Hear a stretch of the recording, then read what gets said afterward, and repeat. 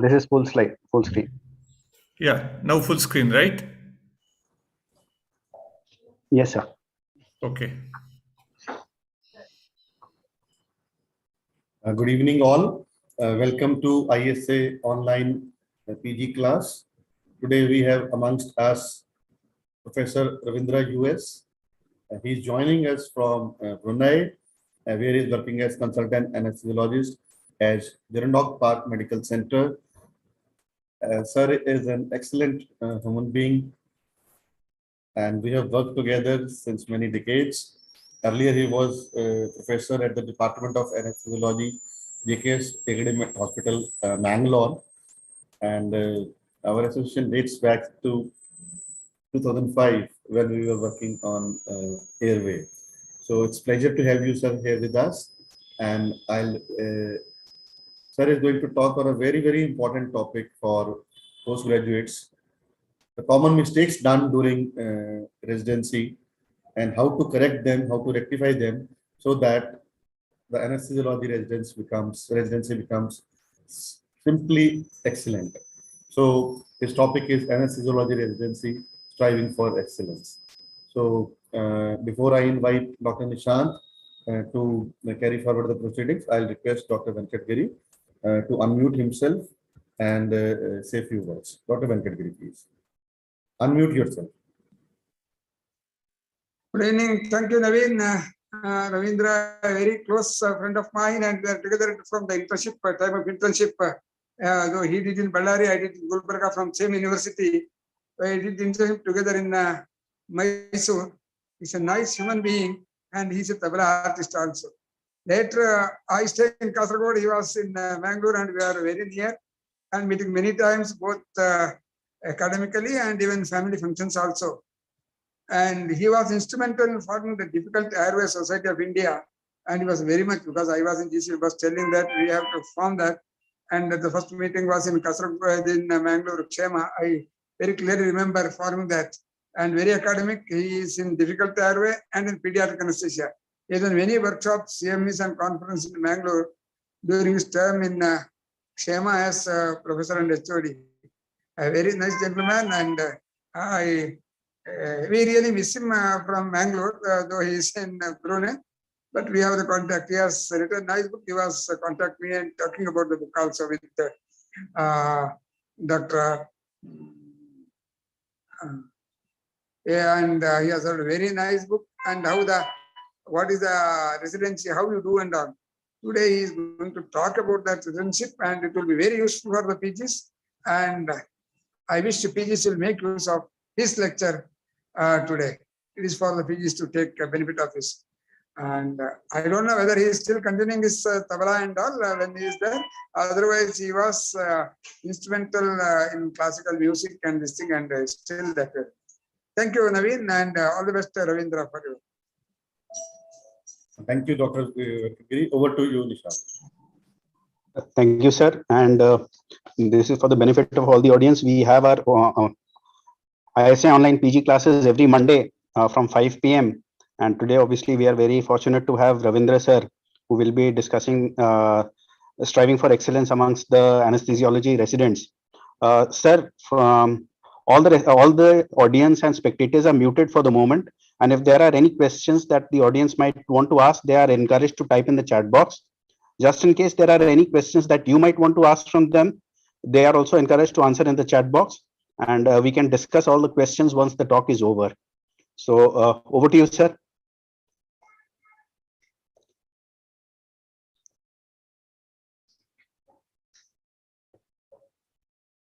Okay. So, am I heard? Yes, sir. You are audible. Your slides are visible. Yeah. Good evening, and at the outset, thank you, Dr. Naveen and Dr. Venkatgiri and Dr. Nishant for the kind words and introduction. And I'm honored to be a part of this event and to share some thoughts. We'll just go ahead with that. And yeah. Warm greeting from my place where I'm working now. It's almost 6,000 kilometers away from my native place. That's Brunei Darussalam, which literally means abode of peace. That's what it is, a very small country, but with peace and prosperity.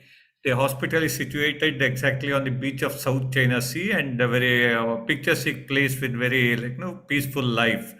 So, but I am looking forward to coming back to India, not in a very far future. Probably by this year end, I'll be back in India, and physically will be sharing the places with you all. Uh, so warm greeting from this place, and I thank the ISA, which has been doing such a wonderful job in the last few decades. And this is probably one of the very good initiatives, especially started during the COVID time, I guess. And it definitely benefits across the country. Some uniformity also is brought automatically in the teaching and learning. So congratulate ISA and thank them immensely for giving me this opportunity to speak few words about a topic which I am quite passionate about. In my nearly 2 decades of HODship, or little less than that, I learned this is probably one of the important the abstract topics, not just a subject, but how they can utilize the residency to make the best of it is something which can be taught to them in a organized way. Many of them have that inbuilt, others need to be taught and groomed to that. So this is something a very nice saying which I like: more you sweat during training, less you bleed during war. I think it applies to every training, so much, like very much for anesthesia at least. More hard a resident works, definitely he will be more comfortable years or decades later, enjoying a higher position, being able to manage more responsibilities with less stress, and come out more successfully and having more peace of mind. So, more we sweat during the training, less you bleed during war. Second is, yes, for the residents, you have got what many more have failed to get. It is very important to remember. We suddenly, at moments, we get frustrated. Why I have chosen anesthesia, or what is this? What am I doing? All these things. But remember, many people have failed to get what you have got, or what every resident has got. That itself is a great thing.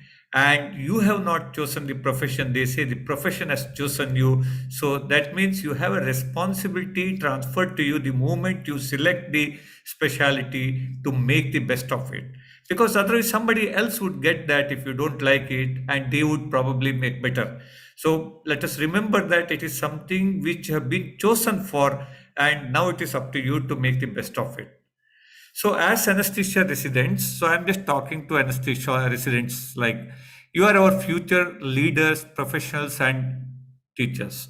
So obviously your progress is in our interest also as much as it's in your interest. So your achievement will directly impact the healthcare of the community. You have the responsibility to improve and improvise. So what you learn is not enough. It has to be further churned out to get the best product later, and it is your responsibility to achieve the progress by your training. So please do remember these things while you go ahead with your residency.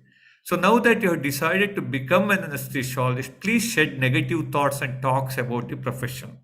So it's a habit for some of us or some of the residents to talk, just or to add, oh yes, yes, just laugh when somebody else makes fun of our profession. So gas, that, this and all. So please shed these negative thoughts. Always start the positive thoughts and positive image building about your profession. It is your profession. Your behavior will reflect what the profession will get in terms of the respect and image. So remember, anesthesia is an exciting, challenging, satisfying, and rewarding profession. All these things, I stand by this statement that it's exciting, it's challenging, it's satisfying, and rewarding profession, and you can do wonders. You know what all you can do with anesthesia knowledge and skills. We'll see that later. You are welcome across the globe. So your work area will be across the globe. There is no place on the earth where anesthesiologist services are not required. So please do remember that you have entered a noble profession now. So when you join the residency, this is what you are. Like you are filled with anticipation, what is going to be there in 3 years.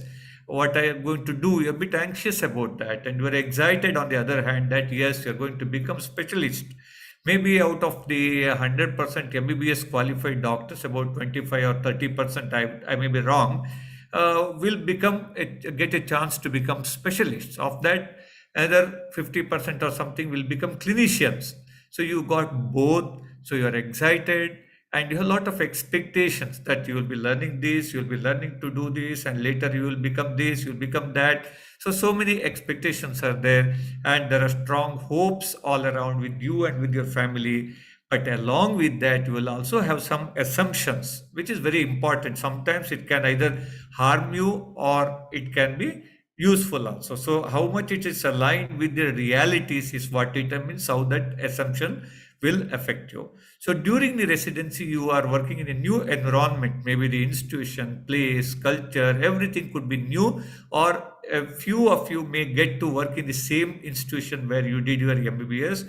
You may be lucky or you may not be very happy. So whatever it is, it's on you to convert it to be a happy place.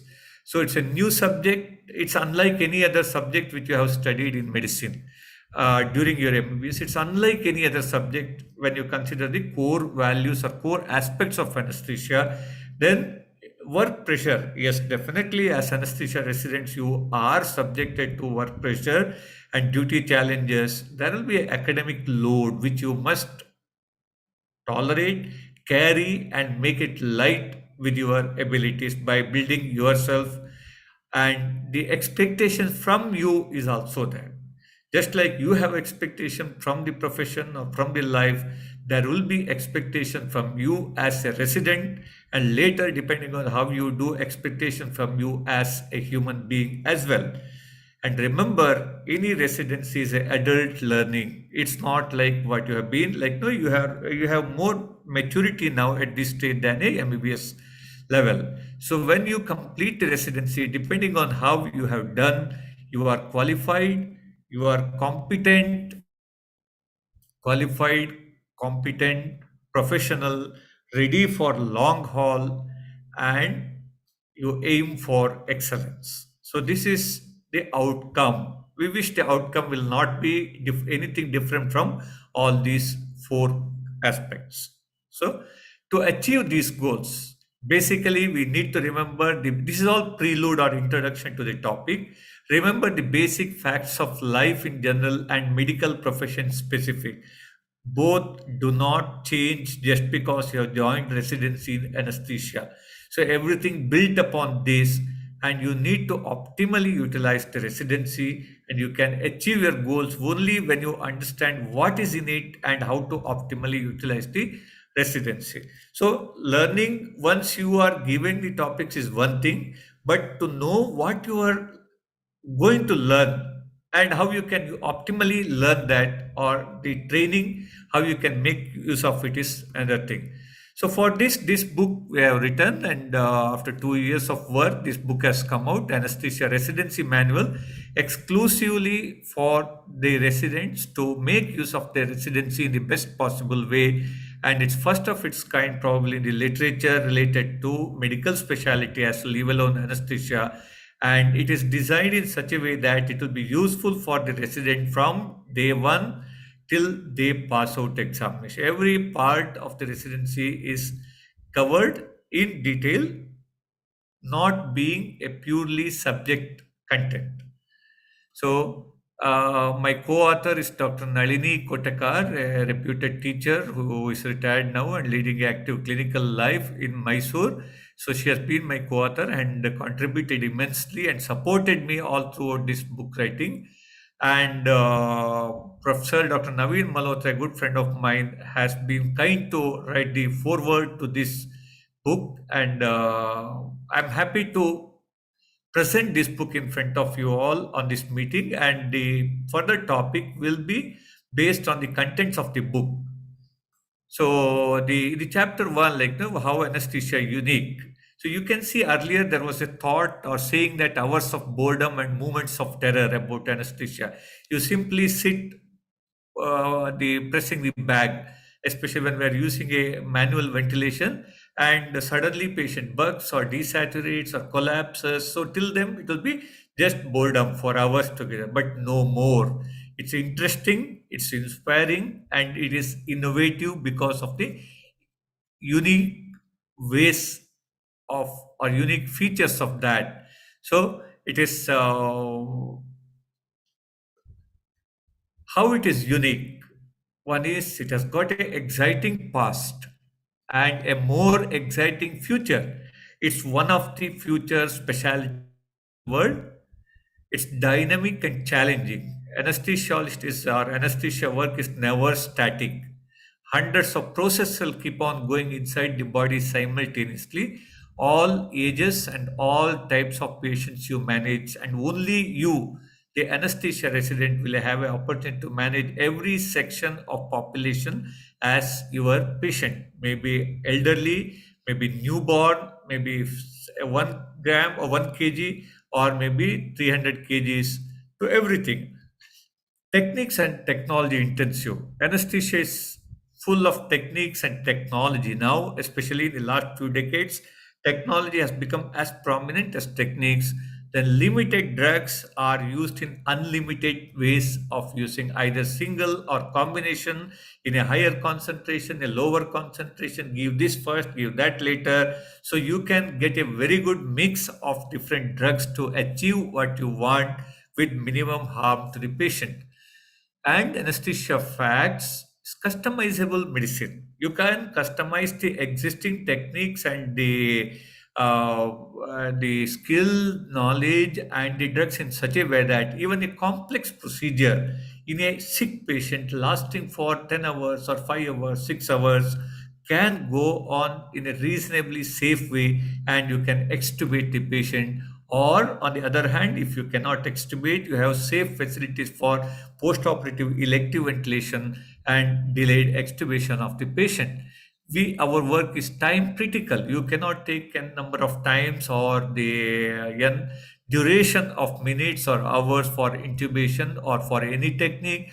Direct application of knowledge is anesthesia. Whatever you read, whatever you understand in your basic sciences or in theory classes, you are applying. When you study about desaturation, you are seeing desaturation on the table. When you study about difficult intubation, you experience difficult intubation. When you talk about the blockade, segmental blockade after spinal anesthesia, you feel that in the patient. And it is both art and science. Anesthesia is not science alone, it has got a element of art. If you say science, yes, it is a science because techniques are standardized, procedures are standardized, and management is streamlined. Evidence-based therapeutic measures, guidelines, recommendations, etc. Age and size-specific equipment and drugs are used in appropriate doses. Just few examples. Then you have standard monitors, accurate, integratable.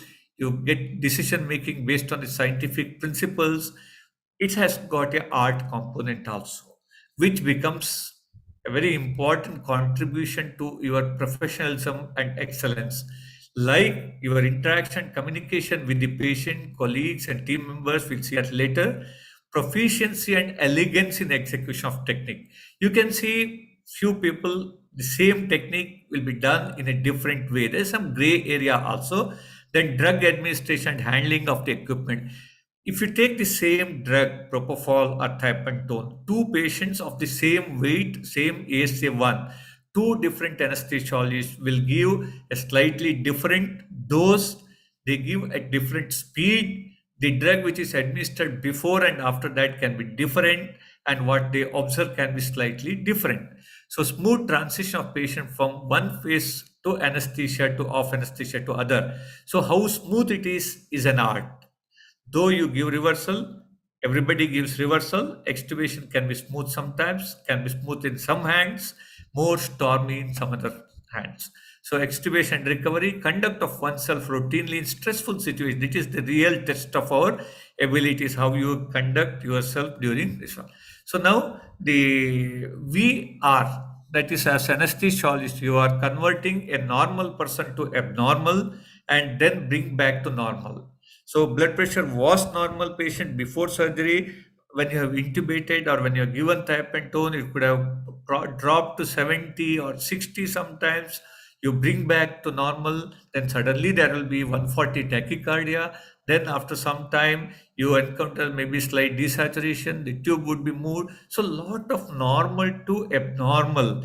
A part of it is induced, a part of it is unintentional, but still you are able to bring it back to normal. No other specialty makes the normal things abnormal before correcting the condition.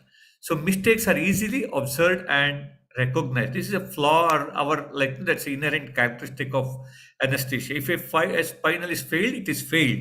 Everybody recognizes that it is failed. If there's a bleeding during intubation, it is bleeding. Everybody recognizes that. If there's a damage to tooth, yes, it's obviously observed. When you're doing a central venous catheterization, if there's a pneumothorax, yes, it is there. And failure is not acceptable. Failure is not often acceptable. Like most of the time, unless you manage, how you manage that failure becomes important. We'll see that later. So, so how we have reached where we are now? We all know that we have advanced, but from where we started, just a few slides to look back and see where we are now. They're all supportive aspects of the journey towards excellence. So now this is the growth and evolution of anesthesia, where past, present, and evolution and future. So anesthesia is both interesting and intriguing, and anesthesia, as we understand practice now, did not develop overnight. It's a craft developed into an extraordinary blend of science and art with a human touch. It's also about the integration of different medical specialties and disciplines of science. It has transformed from an unpredictable and dangerous state of unconsciousness induced by crude and non-specific methods to a state where ideal conditions are provided. So this is what every resident should be able to recognize. On the left side is the ether demonstration, and on the other side, the ether dome in Boston. So WTG Morton, or William Thomas Green Morton, he demonstrated ether on 16th October 1846, and he is considered as probably that's considered the beginning of the modern anesthesia, though there were so many developments before that, but somehow this got glorified, and there are certain controversies surrounding that. Whatever it is, we take it as the beginning of the modern anesthesia. So that means it is now still, it is less than 2 centuries old. So it is a younger specialty. These were some of the equipment. Most of the residents would have seen this at some or other stage, either in the museum or in the picture. This is how this is Morton's ether inhaler. Then you have the Schimmelbusch mask. This is I have used in my residency, these machines, but not these three. And then you have the little better the anesthesia machines with the ventilator and closed circuit, etc. So now we have come far away from that. We'll see the modern things later. So in the last nearly 8 decades, changes have been transformational, as I already told, from non-specific, vague and crude to specific, precise, refined and advanced. So hands-on pulse monitoring to monitoring of every function, including the esophageal function or gastric pH or bladder temperature or cerebral oxygen oximetry. Anything you take, you can monitor now, and you can integrate them. And anesthesia services have become integral part of any tertiary care. There is no tertiary care in any hospital without anesthesia, and enables the most complex surgical and neurosurgical procedures, non-surgical procedures. It may be something like a separation of the conjoined twins at birth, or it may be a newborn cardiac surgery, or it could be an extensive meningioma excision, a complex AV malformation, or a complex cardiac surgery in a very poor patient. So safe anesthesia, the advances in anesthesia have made them to be possible. So how progress has been achieved? Obviously, knowledge, ideas, concepts, necessities, application of technology. So software, hardware, electronics, nanotechnology, everything is applied in the electrical and pneumatics. So success, failure, rewards, humiliation, setbacks. This is what the last line, this is what we will encounter during the journey to excellence. Especially if you strive for excellence, you're more likely to encounter all these human emotions, experiences. It may be intermittent success and rewards, or intermittent failure, humiliation, and setbacks. All we need to take them equanimously. So the chapter 3 of the book deals with the scope of anesthesia specialty. So no longer it is just to put to sleep. This is by one of the anesthesia teachers, Dr. Vaishnav from Mysore. So many are the roles, diverse and deep roles in emergency resuscitation and disaster. Wide is the scope, dear newcomer. So residents can remember that the scope of anesthesia practice has enormously increased in the last at least 2 decades. So you no more need to be confined in the operation theater, but what you learn in the operation theater during residency will go a long way in spreading your wings across the clinical areas. You can become many things else much easily by being a good anesthesiologist. By being a good anesthesiologist, you can become a better intensivist, you can become better emergency physician, or you can play multiple roles. So now we'll just take a break. There's the first MCQ before we go further.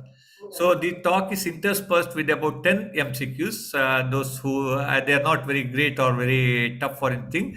I'm sure most of the residents will score 10 out of 10. Just let us move forward with the first one. Right, sir. So now you can just take a little break and have a Yeah, yeah. glass of water. I'll read the MCQs. So this is the first question regarding the above equipment, which is the correct statement. 1, it is called the Goldberg vaporizer. 2, the vaporizer was used for halothane. 3, it is a temperature compensated vaporizer. Or D, it is a draw over type of vaporizers. So all the audience is encouraged to type in the chat box, and we'll just see what the answers could be. We'll see that towards the end. Yes, sir. We'll see that towards the end. All the audience is encouraged to answer, and there's one answer called from Yafia.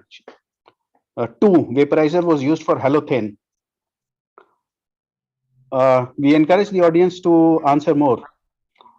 Yeah, Dr. Mohan Pathak believes it is a Goldman, but most of them have answered the vaporizer for halothane. Deepa Rani, Harpal Singh. Good.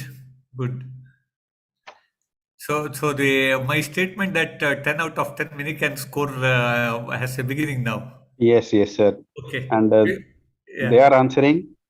Okay. So yes, all the audience is encouraged to answer, so that they will be able to remember once they are engaged. These things will stick in their minds. So yes, sir, the majority believe it is B, the vaporizer for halothane. Yes, that's correct. It's a Right. vaporizer for no more used, or maybe used in some places, but by and large not used. So all the other facts are wrong. It's a Goldman vaporizer. Goldman vaporizer, yeah. Okay, shall we move on? Yes, sir. So we will begin the journey now. So obviously we all feel that all of us are not gifted with the same levels of intelligence and ability to learn.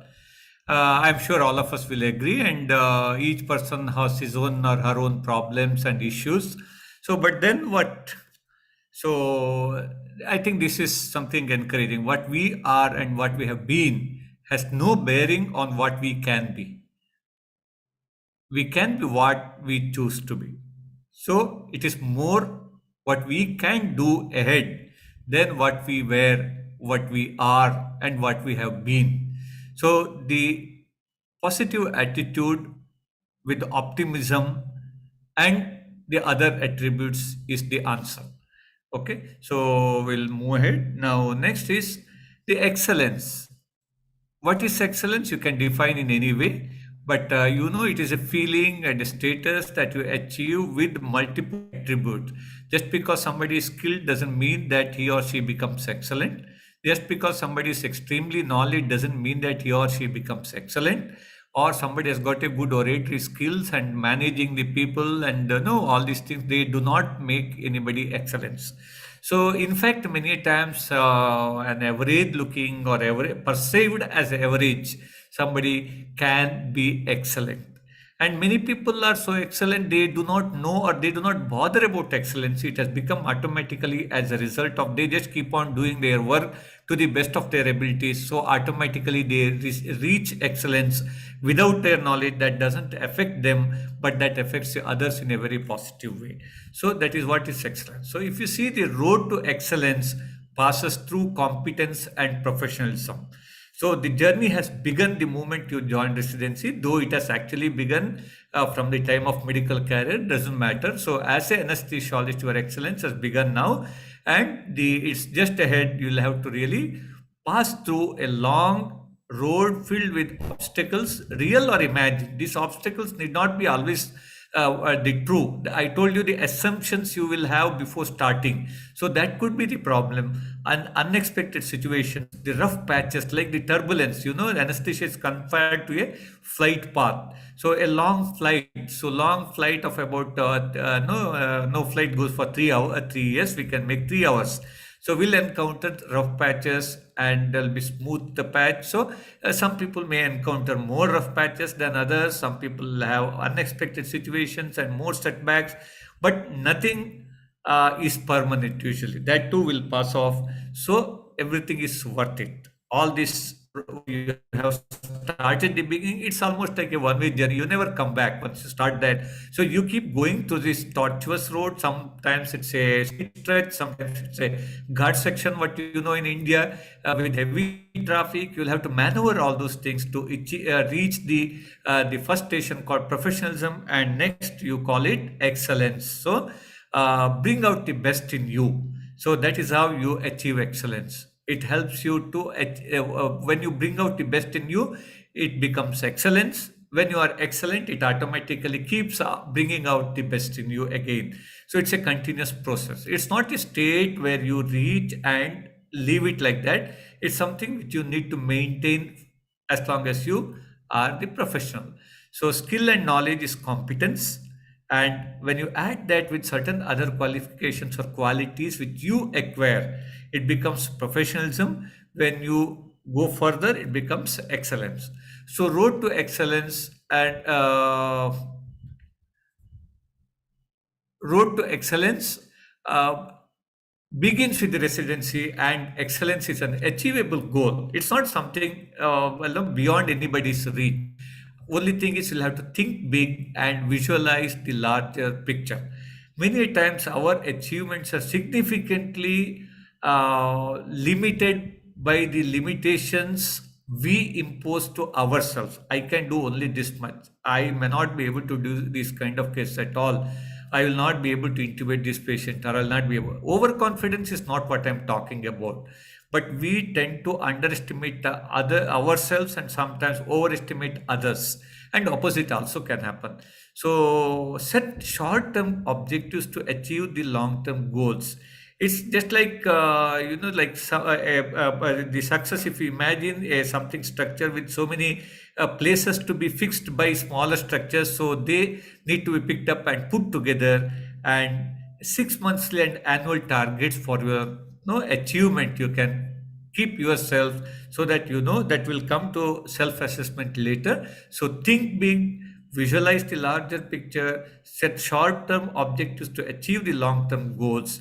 And residency is your golden period of professional life. You will not find this kind of life again, and foundation for excellence is laid during this. And the sooner the foundation you lay, you get more time for the foundation to get solid. and you can make it, the more deep the foundation goes, you can build more floors on that. That means you can go longer in your profession. You see all around the world, Indian anesthesiologists are doing so well. In this place, I'm very happy to tell you, like, we are in my hospital, it's a JCI accredited hospital. Out of 8 anesthesiologists, all the 8 are from India. It's a very matter of, like, very a matter of pride, and your energy and abilities to learn, along with age-related maturity. At the most of the residents are somewhere between 21, 22 to 25, 26. That's the best time where there is a good balance between the maturity, energy, interest, ability to grasp everything. So you cannot complain.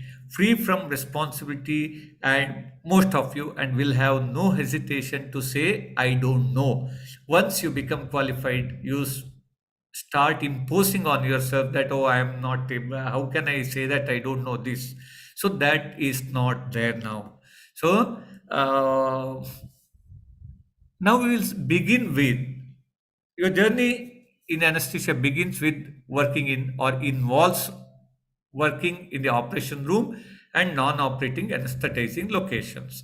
So there is something which I would prefer to address as operating room dynamics or operation theater dynamics. This dynamics is an integral part of the anesthesiologist, and anesthesiologist or resident is an integral part of this whole dynamics. So the most dynamic location probably in any hospital is the operation theater. You pause for a while and think.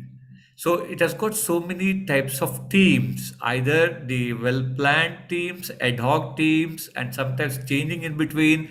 So each team may consist of surgeon, anesthesiologist, nursing assistant, first and second, then anesthesia resident, anesthesia assistants, maybe some students, and some technician. Now with so many equipment coming to the operation theater, you need equipment for that. C-arm operator you need, the neuromuscular, the evoked potential monitoring, you need technician. So these things, no, people with different levels of knowledge, sets of skill and knowledge. So there will be different with different people. So that will be again causing a sort of dynamism. Anesthesiologists, surgeons, etc. Large number of equipment and constantly changing. So OT environment is never static. It is extremely dynamic. It may be a very small OT with only 3 or 4 people, but the patient's condition will be changing. The surgeon's work will be progressing. You will be monitoring. Or it may be a very large OT where at a time sometimes 10 to 15 persons may be there. Still, the dynamism is common to all, and you are a part of that. So this is our the hybrid OT, what we call. So here the beauty is a very big OT. You can see the C-arm, and this is used for DSA, particularly the digital subtraction angiography and the embolization, coiling, etc. You can see the screen. The interventional radiologist is doing a procedure, and we have turned the machine to our side and seeing from the control room. So this is one set. Your access to patient is very remote. Patient is connected only by, you just see the equipment, that is the something which costs few thousands only. That's the breathing system I'm talking about. It's playing such a vital role in connecting with the patient and controlling the patient's ventilation and the airway. So ABC is controlled from a complex machine. The patient's vitals are controlled, and you are monitoring also from the machine. But a simple, inexpensive piece of equipment can be so invaluable. And this is, you can make out that everything is going on quietly. That means you can look at the monitor, regularity of the rhythm you can monitor, every parameter you can see, and they are busy in doing the procedure. No anesthesiologist is seen. That means everything is perfectly fine. So this is how we monitor. This is the beautiful machine we have, and the multiple infusion pumps. And this is another operation theater in my previous institution. And you see the procedures like endoscopy, ambuoscope. So many things keep happening. So at this time, if everything is going on smoothly, that is fine. If something starts going wrong, there will be still more dynamism, and you are dealing with so many drugs in the operation theater. There are at least some 50 to 60 drugs. many of them do not use routinely. So you should know what is where, and how do you use it, what do you select, how do you dilute, where is the diluent, everything. So enormous amount of dynamism in the OT, along with so many equipment. So these things lend dynamism to the operation environment. So once that is dynamic, you need to be dynamic to manage and survive in this environment. So instead of complaining, though it is very busy, it is so difficult, so many people, that, this and all, become a part of that chaos, make it more streamlined, and you get used to that and ensure that the system gets used to you also. Once you become a part, there's something called flow. Once you establish a flow with your workplace, you find going to the operation theater very enjoyable. When you come back, you will be really satisfied after having managed so many issues, not just anesthetizing a patient. So it is a 360-degree performance, you can say, whatever we do on a day-to-day basis. We will see more after a short break. So we will come to the second MCQ. Yes, sir. The second MCQ is regarding the expected PaO2 of a healthy young adult, 22-year-old resident from a coastal city, while breathing room air. What will be the expected PaO2, arterial oxygen? 100 to 105 mmHg. Second is 90 to 95 mmHg. 3 is 80 to 90 mmHg. Or D, none of the above. So we encourage the residents to just mention what they believe could be the answer, whether the expected PaO2 of a healthy young adult breathing room air is 100 to 105 mmHg or 90 to 95 mmHg, 80 to 90 mmHg, or none of the above.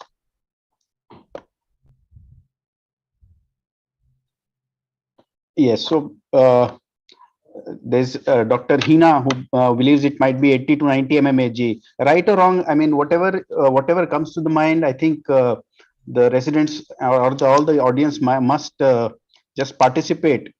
Dr. Deepa Rani believes it may be 90 to 95, or some more people believe it is 80 to 90. So the choice is between 80 to 90 mmHg and 90 to 95 mmHg, sir. No, the correct answer is 100 to 105 105. millimeters of mercury. Uh-huh. Because we like no, it's FiO2 almost into 5. That is 0.21 is the FiO2, so 21%. So 5 times that is 100 to 105. So what is mentioned clearly is healthy young adult, 22 years. That is the peak PaO2 what we get. After 30 years, there will be small decline slowly. So decade wise, and the coastal city means at sea level. So the PaO2 is significantly affected by sea level. So and FiO2 0.21 because person is breathing room air. It's not patient, it's a person. So the correct answer is 100 to 105 millimeters of mercury, according to me. So, correct, sir. So yeah, in fact, the choices were also pretty nearby. yeah. 90 to 95, 100 to 105. So Yes, 90 to 95, if we get, probably he could be either obese or smoking or things like that. yes, this is a So, perfectly healthy young adult breathing yes, from at sea level. yes. Okay, sir. Thank So you. when we talk about PaO to FiO2 relation, all the factors should be carefully considered for the residents. Yes, sir. So, um, okay, we will move on. We have seen the operation theater dynamics. So, what is the impact of this dynamic nature? So, obviously, your responsibility increases. You have to work with so much of, if you look at it as chaos, it is chaos. If you look at it as a system which is busy, yes, it is that. And you must enjoy your working with so many people around. You learn from everybody in the system and you learn from everything.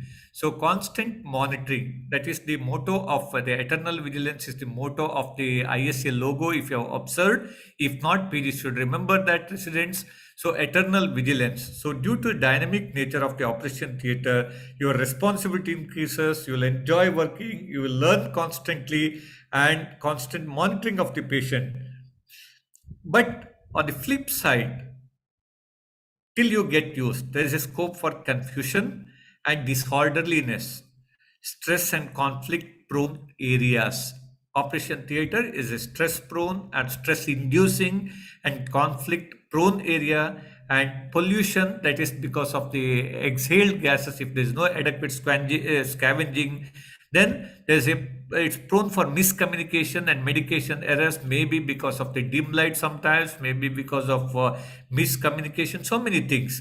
Then physical injury and exposure to radiation. So these are all the flip sides of that.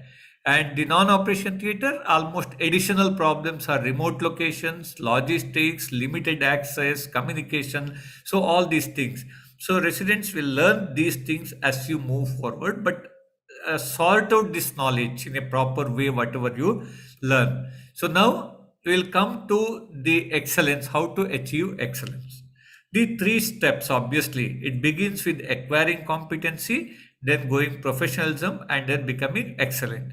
So if you imagine as a triangle, the three corners of the triangle are knowledge, skill, and the attitude, behavior, and communication, which are also almost called anesthesiologist non-technical skills.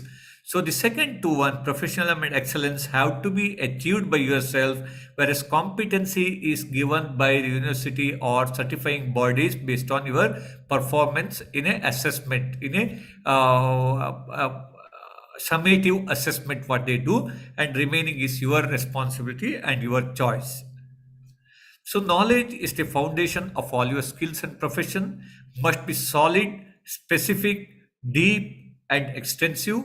Focus on both explicit and tacit. There's something called tacit knowledge also, and dedication, perseverance, and systematic approach will make you more knowledgeable. So final goal of acquiring knowledge is to internalize the knowledge and integrate it with the clinical experience and expertise. So please remember, knowledge purpose is not to just to learn the facts. It is for internalizing the knowledge and integrating it with clinical experience and expertise.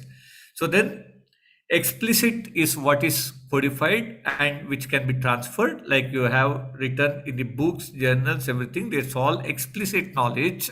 And tacit knowledge is the knowledge that has not been or perhaps cannot be formulated explicitly, and therefore cannot be stored or transferred entirely by impersonal means.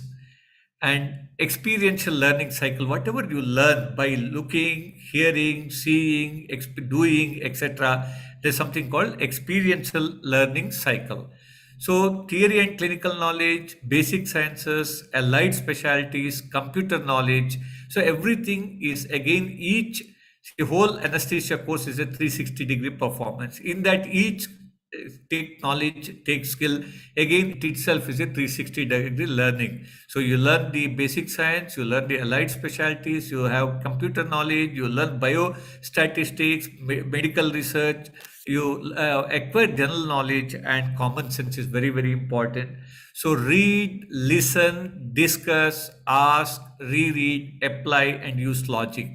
So this is how you assimilate knowledge. So it's not just acquiring knowledge, it's the assimilation of the knowledge by reading standard textbooks. It's very, very important to read standard textbooks. Please do not go for the shortcut that's just like looking at the Google or finding out from short notes from seniors or somebody. I'm not ridiculing anything, but what you acquire by reading textbooks, standard textbooks like Miller or something, cannot be replaced or acquired by any other means. So journal, CME, they are all complementary to this. Listen to classes and lectures actively. Observe the way anesthesia is conducted and how people around conduct themselves. That is very, very important part of learning, the tacit learning, and ask questions to clear doubts.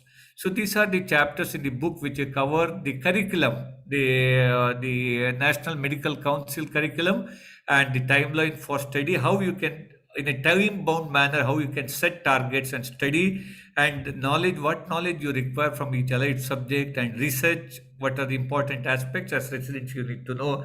So they are covered in separate individual chapters.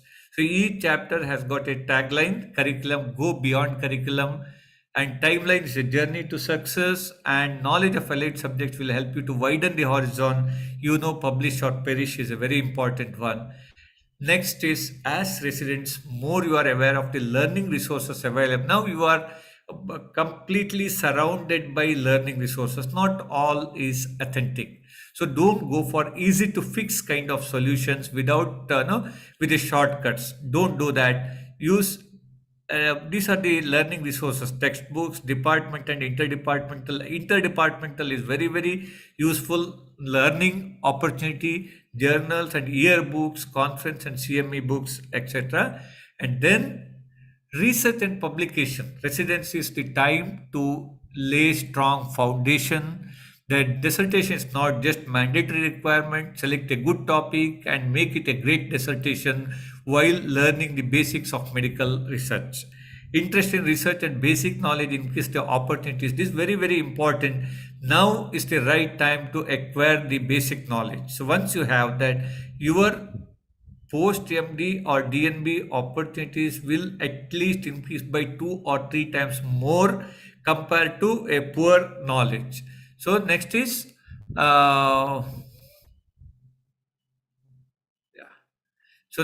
to complement the knowledge acquired with the textbooks and other resources. Review articles,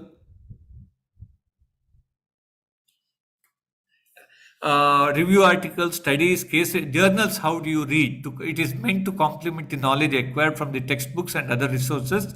So use standard journals, make it a practice, and IJA, every resident must go through that and make it a practice to follow the articles. Make it a regular habit, and at least 2 international journals. There are excellent journals which will enormously enrich your vision about the subject, the idea, orientation, everything you get with journals. And then now we'll see the practical aspects of the training. So first and foremost is patient care. Don't look at the practical training as only skill acquiring. It's a overall bigger picture of patient care, which begins with the habit of assessing the patient, diagnosing the condition. I don't mean the diagnosis of the primary condition, diagnosis of the condition which are related to us. Suppose a rare patient has some rare history of some of the patient relatives having had some anesthesia problem. You diagnose malignant hyperthermia in that patient or something. So planning and preparing, diagnosing a difficult airway, planning and preparation, manage. This is a sequence, a flow of work, starting from assessment to management of complication. There should be a flow in your work in patient care. So interaction with patients and others, and safety culture. Safety should be a culture rather than just 1 or 2 points to be focused on. So there's a separate anesthesia safety foundation, and in America you can follow the website. You find a lot of information. So the skills are core components of anesthesia training, and it involves techniques and procedures. Obviously, that means you need decision making or choosing a technique, and then drugs, devices, and dexterity. So these are the 4 Ds probably you can remember for every skill that is important. And then basic skills are mandatory and advanced skills are highly desirable. So you make a list of basic skills, and then we'll see that what are the basic skills. Okay. So technical skills are essential and indispensable. Observe, study, practice, and evolve. Around this does your efficiency revolve. So you see what constitutes a technical skill. It has got a cognitive component, affective component, and psychomotor component. When all these 3 things are together in synchrony, the best outcome is achieved. And if you remember, the National Medical Council, the whole curriculum is divided into cognitive domain, affective domain, and psychomotor domain. So same way, a technical skill what you need to acquire will have these 3 domains. So these are some of the techniques, like just a partial list: vascular access, airway related, endotracheal intubation, percutaneous tracheostomy, regional anesthesia. Now a very, very hot topic. Everybody wants to learn, and definitely patients are enormously benefited. And India is probably a happening place for regional anesthesia. thanks to a team of dedicated founders of Regional Anesthesia Association, and ultrasound is ubiquitous, portable, and high resolution, multiple probes.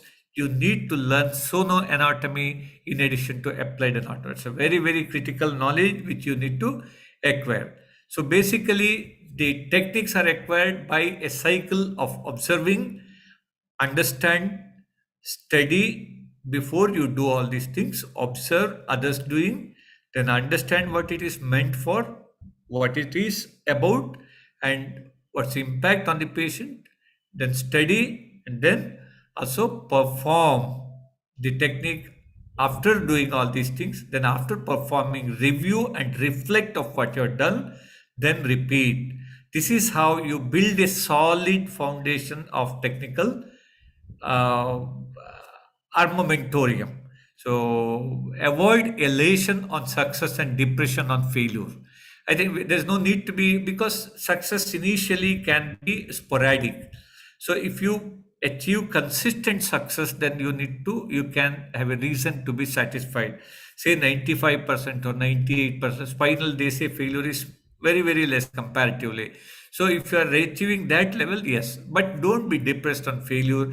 Managing the patient after a procedure is as important as succeeding in providing in giving spinal or performing a technique. So how you manage your failure is what sets you apart.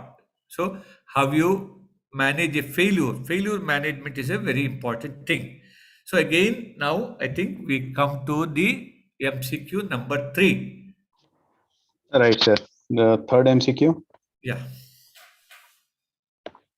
So first, I think they'll have to identify the rhythm. Management of this condition includes immediate defibrillation and CPR, adrenaline and CPR, adrenaline and cardioversion, or a precordial thump. This is without pulse. This rhythm is without a pulse.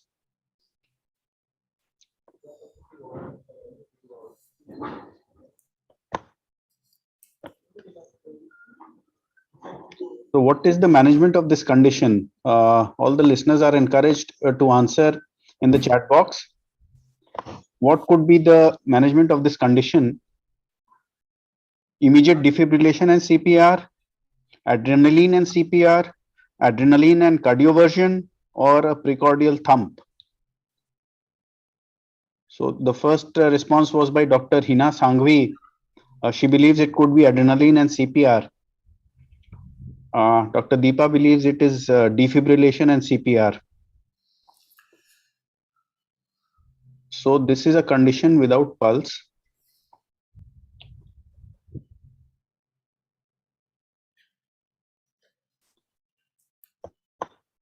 What all the audience are encouraged to just type in, because sir will ultimately give the answer also with the justification, and whatever the answer the audience gives, probably they'll be able to remember we'll it for a long time. So we'll wait for 2-3 seconds and then. Yes, sir. Yes, sir. So there are some other responses also, sir, which believe that it should be adrenaline and CPR. Okay, so I think I can go ahead then about the IMCQ. Yes, sir. Basically, it's a pulseless electrical activity. So, pulseless electrical activity can have any type of rhythm. It can be even a straightforward sinus rhythm, like you can see here. You're seeing P wave. It's just that the electrical activity is still surviving or persisting, but there's no hemodynamic activity at all. So obviously you need to consider the 7H. Now 5H has become 7H in the new guideline, and the 4 T's. Whatever it is, the treatment is adrenaline and CPR. So pulseless electrical activity is never treated with defibrillation nor cardioversion. Cardioversion is always for a patient with the pulse present and a conscious patient. It's not for anything of this kind. Precordial thump is, of course, is an obsolete technique. It's just for it's only of historical. We have seen that precordial thump being done, but no more it's done. So it's out of question. Just to remember that word. So answer is adrenaline with CPR, intravenous adrenaline and CPR. Cycles of that. So most of them got it right, sir. Correct. Yeah. Okay, shall we move on? Yes, sir. Okay. So now continue the patient care. That is all like that's the primary purpose of our existence. Provide excellence in patient care. So it attracts obviously by mandate it attracts excellence in other areas. Whereas excellence in clinical theory or this one will not automatically attract excellence in patient care. The vice versa is it attracts. That's patient care. If you excel, you are bound to acquire knowledge. You are bound to specify your knowledge, like make it more specific, more deep, and more wide. Treat every patient with respect, sensitivity, and empathy. See, you are going to work in different areas of the country, different areas of the world. You encounter patients with different profiles, psychologically, religiously, custom wise, location wise, different ways. They're all human beings. So we need to, once you learn that, yes, your success is more likely.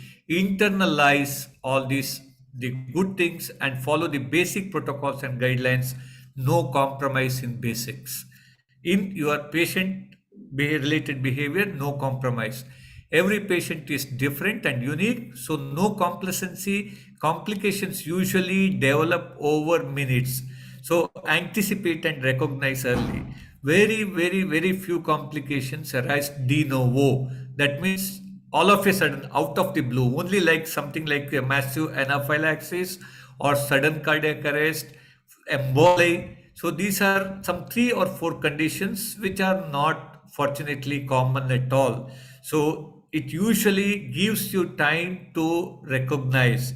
If you are having eternal vigilance, you are more likely to detect early. Always be prepared for crisis management. So multiple patient safety and quality of care. Our first mandate is primum non nocere. Multiple source of actual or potential damage to patient is there from the patient himself or herself, or from you or from the equipment, etc. There's multiple sources. Manage them carefully, and remember, doing your best is not enough if your best is not in the best interest of the patient. So you need to do what is best for the patient. So how do you decide what is best in the interest of patient? Only by acquiring knowledge, by repeatedly doing, by reviewing your performance, by discussion, etc. So ethics, yes, ethics in anesthesiology, it is related to personal, academic. So honest studying without copying, without using shortcuts is a ethics. Research, doing a genuine research is a ethics. Clinical practice, clinical work, doing honestly is a ethics. Giving lame excuses is unethical. So then patient care and documentation. So very, very important. It should be complete, real time, truthful, and clear. And description of complications should be included. It's surprising that in such a nearly 2 centuries ago, the first documentation of anesthesia was noted. That time, no anesthesiologist. We all know the Harvey Cushing, who became the neurosurgeon, but he was the one. He was described as an author, educator, philosopher, and leader. And he observed, and along with his friend, these 2 anesthesia documents under ether. They were called ether charts, ethereal chart or something. That is 5th April 1895 and 1st June of 1895. This is the oldest documentation of anesthesia. So now we have no reason. Paperless also is okay. Many places it has become paperless, and logbook and work diary will be very, very useful for your post qualification assessment, placement, self assessment, and self audit. So medico legally also it will help you. So habit of maintain perfect documentation reflects very well on you. So now, after a very brief period, now we are going back to the next MCQ. Is so this Yes, is sir. a yeah. So this is an X-ray, sir. This is a blunt injury to the chest, and there is pain while breathing. The vitals are stable, and this is a 35-year-old healthy young adult. Weight of 89 kilos, height of 180 centimeter, and room air saturation is 99%. Yes, sir. So you want the diagnosis, sir? No need for diagnosis. The question is here. Yeah. Okay. Okay. So the best method of pain relief in this patient, is it injection paracetamol and tramadol? Is it low dose ketamine infusion? intercostal block or injection morphine plus paracetamol. So best method of pain relief in this patient could be injection paracetamol and tramadol, low dose ketamine infusion, intercostal block, injection morphine plus paracetamol. So could you just show the previous slide also, sir? Yes, Repeat, yeah. it is actually, there's a fracture rib there. Fracture rib there, okay. Yeah. So there's a blunt injury to the chest. No other injuries. No other injuries. Yeah. So patient finds difficulty in breathing, taking deep breaths. That's all. Yeah. Yes, sir. So there is a Zoom user who initiated the answering, and he believes it is option 3, intercostal block. There are other responses which believe that it should be intercostal block. Dr. Deepa Rani feels it could be injection paracetamol with tramadol. So there's a fracture rib in a young adult. Yeah, answer is intercostal block. We have written best method. You can have the other methods, not that the others are wrong, but the best method is intercostal block. Intercostal block. Right, sir. Okay, we'll move on. Yes, sir. Yeah, MCQ 5. There's Now, another two, question. yeah, two come together now. Okay, sir. Yeah.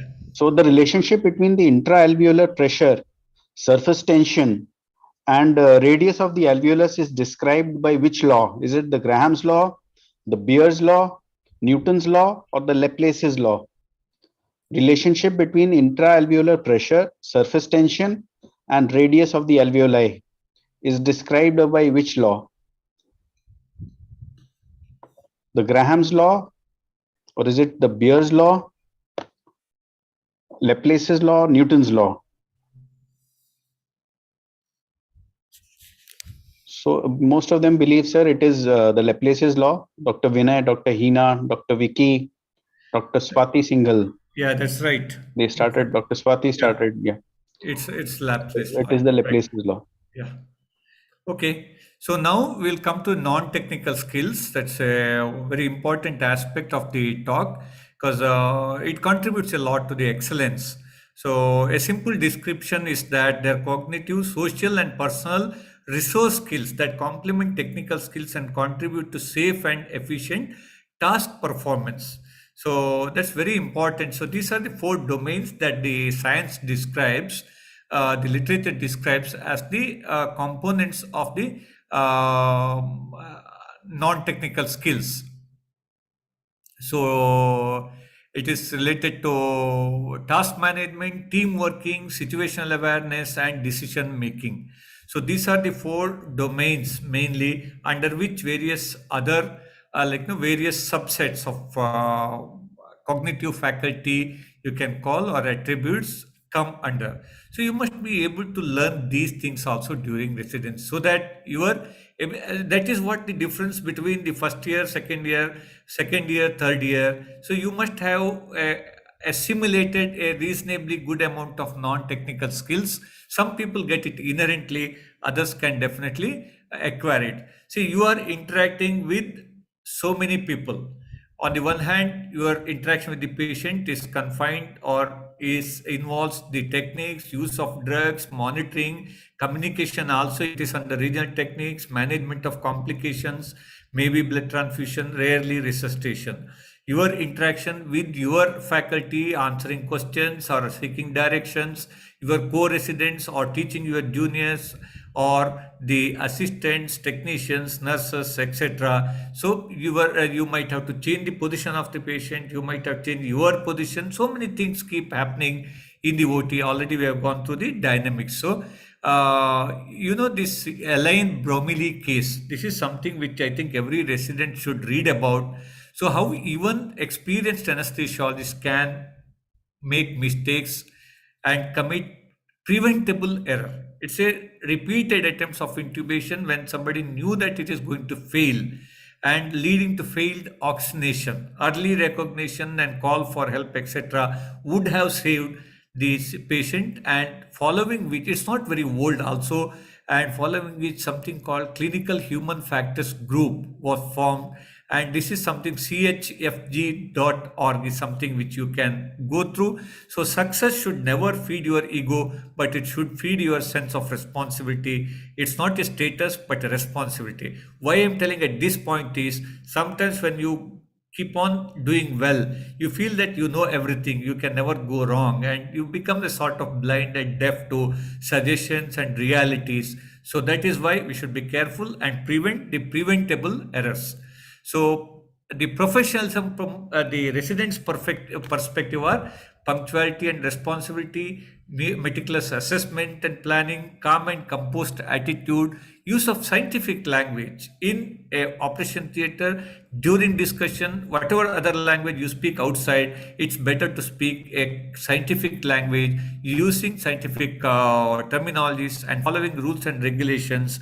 Understanding limitations, you are not allowed to do everything, so you must understand your limitations. Respect for others' opinion, be a good team member, prefer discussion over arguments, and performance beyond minimum requirements, responding and not reacting to a situation. These are some of the attributes that is expected as a part of professionalism. It is not just coming and doing the case and going back. Okay. So unprofessional behavior, you can easily recognize abusing, bullying, harassing, conflicts, bias, discrimination, dishonesty. So all these negative, what we call vices or negative characters, they all obviously come under distraction during work. Probably this is a very no common area. There's use of excessive use of mobile or other distractions during the work, or keeping on conversing something else not related to patient management. What is excellence then? Along with professionalism, you develop leadership quality. There's something called altruism, keeping another person's interest more than yours, ahead of time, working beyond required time, helping fellow residents and faculty in whatever responsibility you can handle, volunteering for additional responsibility. When there was a tsunami, the PG team went, a few PGs went voluntarily to the tsunami area, taking a lot of risk. That is excellence. And if there's some casual mass disaster nearby or casualty, you go, though you are not on call, you immediately come and participate. Though you had some other appointment, you had to go for some important function, you sacrifice that and come here. So that is excellence. And ahead of time, I mean one thing, one small word of advice to residents: always better to come at least 15 minutes before the OT starts, so that you can be comfortably prepared for anesthetizing the patient. Sensitive to others' problems and ability to understand perspective, lifelong learning attitude, self-evaluation, and constant efforts to improve, commitment and respect to the respect and upliftment of the profession. How you behave reflects the image of the anesthesiologist. So now we will come to MCQ 6. Yes, sir. And this is related to the airway. Blue Rhino. What is the Blue Rhino? It is a device to assist surgical tracheostomy in emergency. It helps in proper placement of the central vein. It is used for percutaneous dilatational tracheostomy. And or 4, is it used for confirmation of pneumonia on ultrasound of lung? So what is the Blue Rhino? What is the Blue Rhino? A device to assist surgical tracheostomy in emergency. Does it help in proper placement of the central vein? Or is it used for percutaneous dilatational tracheostomy, PCDT? Or is it used for confirmation of pneumonia on ultrasound? So Dr. Karthik believes it is 3 for percutaneous tracheostomy. Dr. Deepa also believes it is for percutaneous tracheostomy. Yeah, Blue that's Rhino, correct. yeah. That's a correct Yes, answer. sir. Yes, sir. Yeah, it's I think everybody knows now that Blue Rhino is a single, like no the variable curvature, progressively increasing diameter of the device. And MCQ 7. So the 7th MCQ: which statement is true regarding the post-dural puncture headache? 1, it is caused by use of Whittaker needle. 2, it is relieved by ambulation. 3, it develops within 12 hours after spinal. And 4, epidural blood patch has high success rate. So which of the following statement is true regarding PDPH, post-dural puncture headache. It is caused by use of Whittaker needle, relieved by ambulation, develops within 12 hours after spinal, and epidural blood patch has high success rate. So Dr. Vicky feels it is 3. Is the first. Develops within 12 hours after spinal. Dr. Karthik, Dr. Hina, Dr. Vinay, Dr. Mohan, and Dr. Jothala believe it could be the epidural blood patch, which has high success rates. Yeah, that's correct. Actually, PDPH, epidural blood patch, is the definitive treatment as of now. That's consistently providing a high percentage of success. We'll move on. Yes, sir. Okay, so next is the important one, self-assessment. Unless you measure what you are doing, probably you don't know what exactly you are doing, whether it is correct or not. So the summative assessment is what is formally done, the regular tests and then examination. So that is on that day, some questions are given, something is done, and you do well or you do not do well. So you either get distinction or pass or have some problem. So that is summative assessment. The formative assessment is something which is done on a continuous basis, which includes the non-knowledge aspects also. That is all your affective domain, cognitive domain, and the psychomotor domain. So all are included in this. So self-assessment tool in this book we have devised in such a way that at regular interval, like 6 months, 1 year, and then 2 years and 6 months before exam, so that you can find out your strength and weakness. The purpose is you know where exactly you stand. Are you heading towards excellence, or just professionalism, or just doing okay or disaster? So these things you can assess yourself based on answering the simple questions and using a very simple scoring system. If you score consistently well, then definitely you can be very sure, because the actual preparation for exams start on the day you join the department for work. So it doesn't start 3 months before the exam or 6 months before the exam. It starts 3 years before that. That is one. Second is, if you see the timeline, out of 3 years, nearly 4 to 5 months is lost in so many things like Sundays, Saturdays, holidays, conferences, the dissertation, so many things. You actually get only 2.5 years for the preparation. So you have to use timeline, you have to assess. So what is your reward for all these things? Is a great future with respect, satisfaction. So that's what I told in the beginning. More you sweat during training, less you bleed during war. More work you during residency, more comfortable and higher position you can aim for during your post qualification years. So just troubleshooting, difficulty in learning, sometimes stress and conflict, medical legal issues. So difficult to study. There are many residents obviously can have difficulty. So never give up. Remember the larger picture that you have joined the course with a purpose.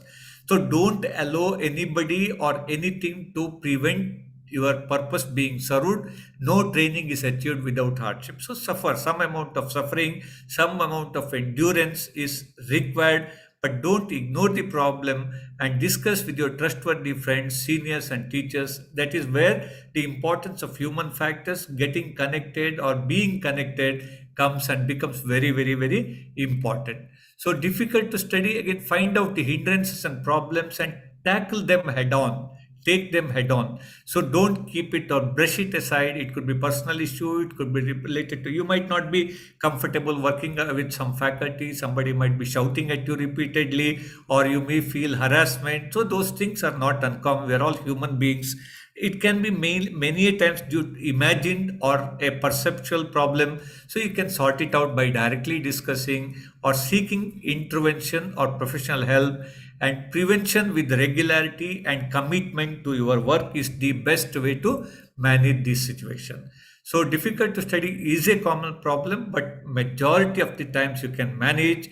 Don't change your goals because of the problems, but manage your problems to persist and progress with your goals. That is more important. So chapter 10 and 11 here, stress management caused more by thoughts than by situations. So conflicts never hurt but help ever. So stress is omnipresent. Again, it can be due to so many factors we know. I'm not going to details. Clinical work itself is stressful. Anesthesia. Every failed intubation make you stressful. Every difficult IV cannulation can make you stressful. Central venous cannulation can make stressful. When you cannot answer well in your case presentation, it can be stressful. When you are poor in your dissertation, it can make you stressful. Your peer pressure, somebody else in entire batch, everybody is doing well, I am not doing well, that may be perception. So everything can be stressful. So be careful and watch carefully in the early stages. So recognition is the first step. Remove and manage the cause if it can be identified. So the methods are discussion, acceptance. Some amount of acceptance is enough, like important. Everybody will not have the same level of ability to grasp or reproduce. So restructuring of your life is very important. Give up something to gain something. So self motivation and belief and faith also.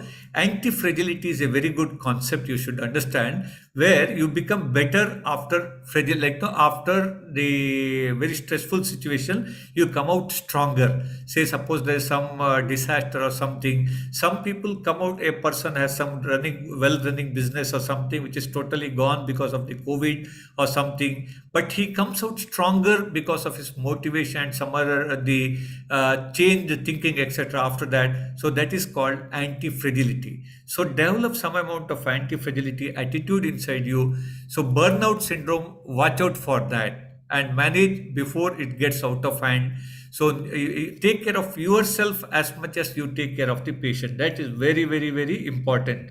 So be very careful about this, and your nutrition, your sleep, and avoiding alcohol, smoking, drugs, etc. are very, very important. And these are the two studies. One is from India. Maybe some residents from that department could be here in North India. And then now we come to MCQ 8, and a few more slides after the MCQ 8 and 9.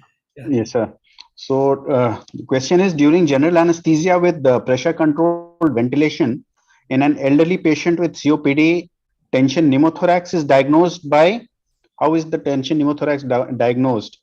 Is it by 1, sudden drop in the saturation? 2, is it the absence of lung sliding sign on ultrasound? 3, loss of tidal volume? Or D, all of the above? So during general anesthesia with the pressure controlled ventilation in an elderly patient with COPD, how is tension pneumothorax diagnosed?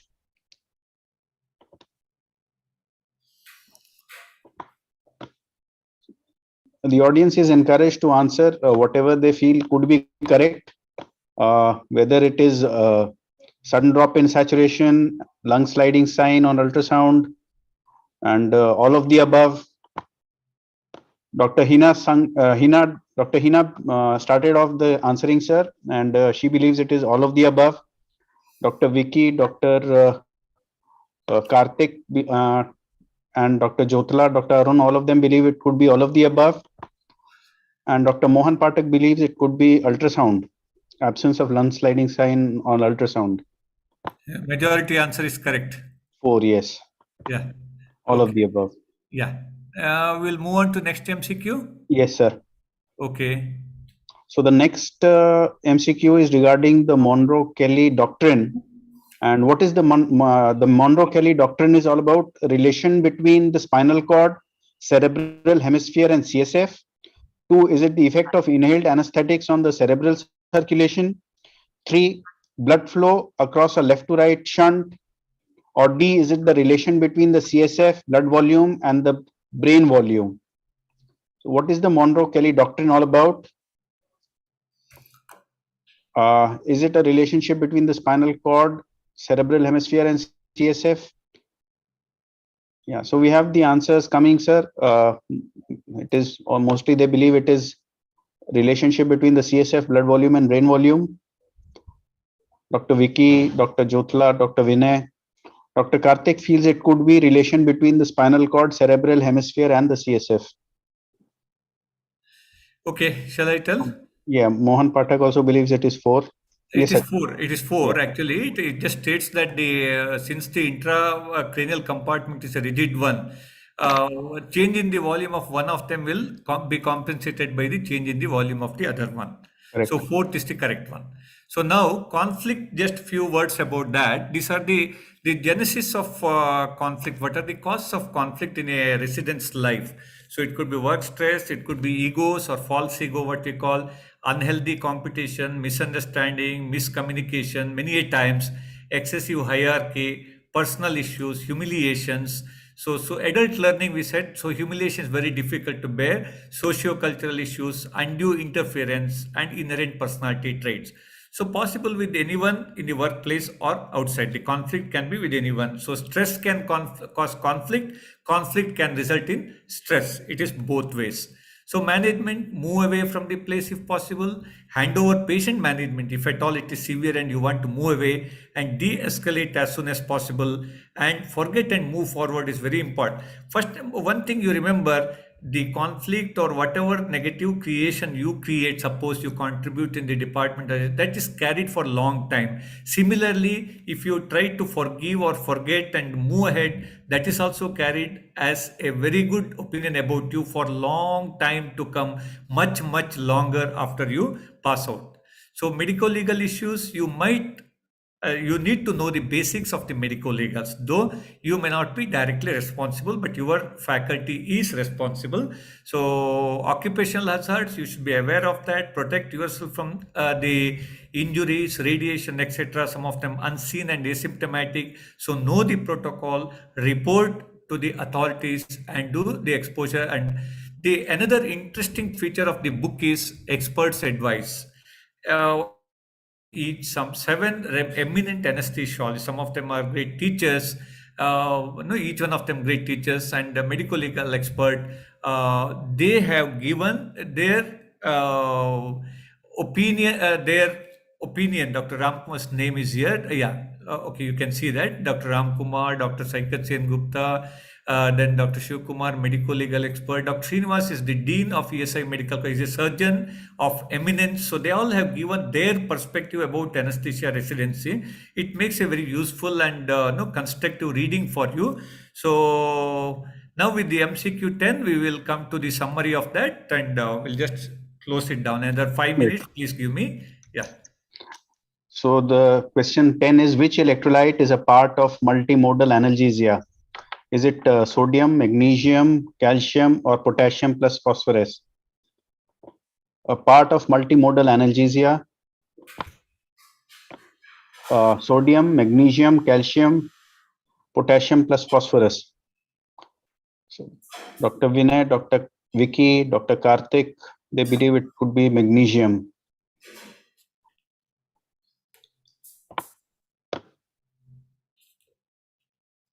Yes, magnesium. I think the yes, option it is magnesium. Yes, Yes, correct, correct. Yeah. So to summarize, achieving excellence should be the goal for every resident. But for that, you have to start early, develop right attitude, and plan for your learning. Take pride about your profession and understand the glorious transformation our profession has taken place. People have practiced safe anesthesia even when none of these things were available, and we are blessed with so much of facilities. So avoid arrogance, abuse, and addiction. Then understand the operation theater dynamics and learn to adjust to that and learn from that. Regularity and systematic approach to studies, balance and harmony between knowledge and skills is very essential. Never underestimate the importance of non-technical skills. So competence is the core of anesthesiology, but conduct, courtesy, and compassion helps you in becoming a better profession. Your character helps you to achieve excellence. Avoid complacency and conflicts. Complacency is a reason for very slow decay in our personality and in our achievements. Make use of multiple learning resources, but ensure they are authentic. Attend conference and academics activity. This book also covers about the conference, how to make best of it, how to write a good dissertation, what is self-audit, and something about the interesting set of, it's called never events, which should never occur in your life. So those things are also covered in the book. So then accept setbacks, failures, and problems. They are part of life. And finally, strive for excellence. And these are the contributing authors to the book other than the experts' advice, Dr. Nishkarsh, Dr. Anju Gupta from AIMS, then Dr. Vaishnavi from Mysore, and then Dr. Praveen Kulkarni is a community medicine person. So make use of the self-assessment and personalize the book. Book is available on Amazon and Flipkart, and it's not very expensive at all. And please send your feedback and suggestions after or as you read. This book is not meant to be read from beginning to end in a stretch. It is meant to be kept with you and referred as and when you want. So this is my email and the contact number, the local number also, because I need feedback and suggestions. So thank you, ISA, For again for the opportunity, and thank you everyone for being there.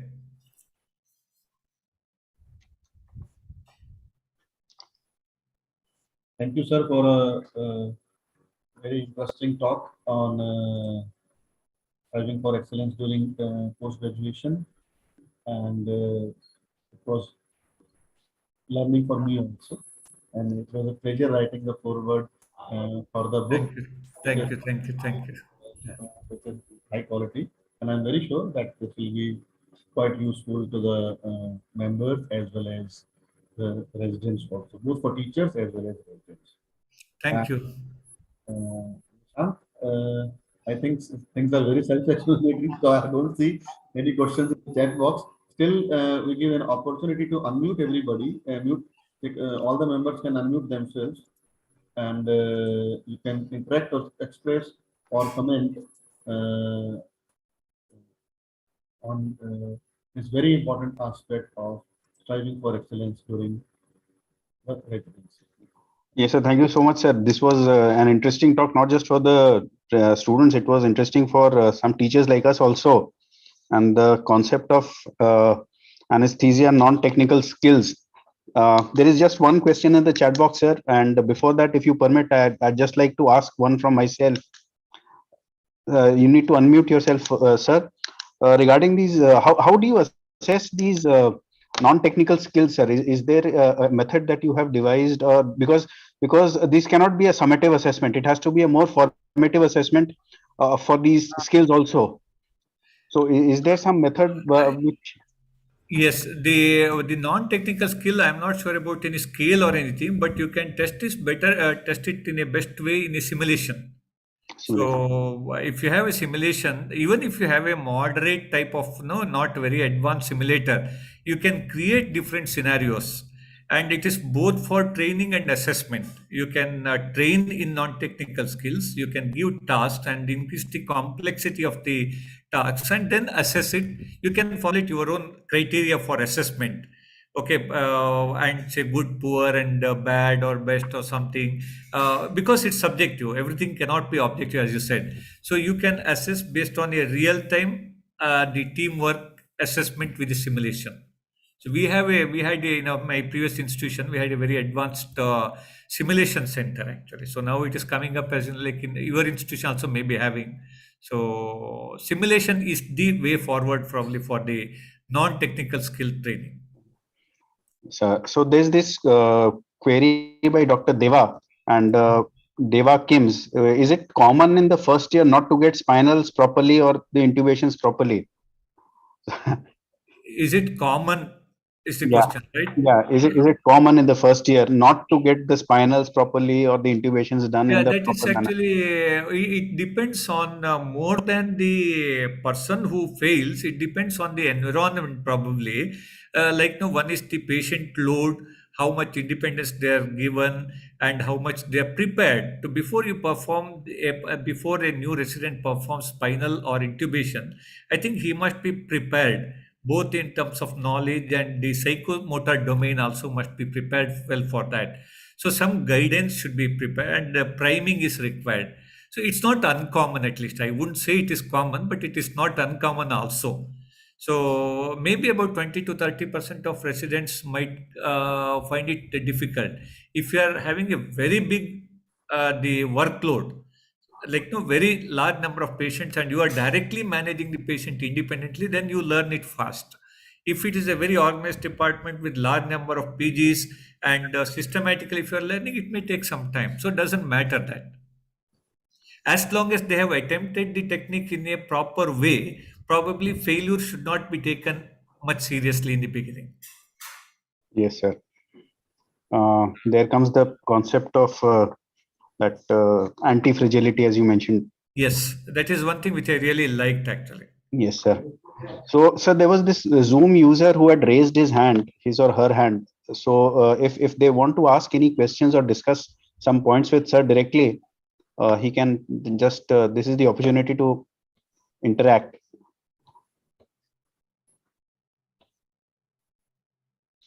I believe, sir, there is no more questions and no more comments also.